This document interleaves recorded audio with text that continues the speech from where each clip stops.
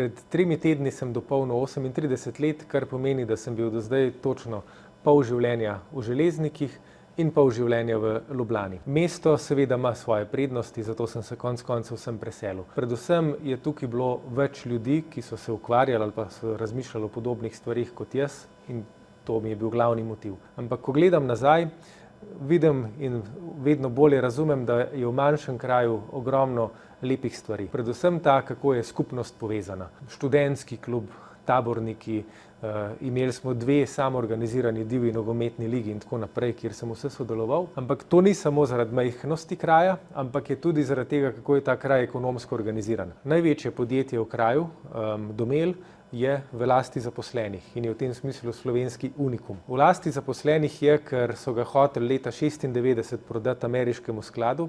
Zaposleni so se v strahu, da jih bo ta sklad izčrpal in uničil, samo organizirali in prevzeli podjetje in podjetje je danes hrbtenica tega kraja. Danes pred vas v bistvu prihajam z novico, da smo po več kot 3 letih usklajevanj na vladi sprejeli zakon o lastniški zadrugi delavcev, ki bo tako vključevanje zaposlenih v lastništvo omogočila povsod, kjer bo za to interes in kjer se bodo zaposleni o tem dogovorili s svojimi lastniki. To ni dobro samo za te zaposlene, ker bodo poleg plače seveda upravičeni tudi do dela dobička, ampak je dobro predvsem za kraje, v katerih ta podjetja so. Povsod po svetu se je izkazalo, podobno kot v Železnikih, da so zaposleni povsem drugačni lastniki od recimo kapitalskih skladov. Eni delajo dobiček, drugi pa gledajo predvsem na to, kako bo skupaj s podjetjem rastel tudi kraj, v katerem to podjetje je.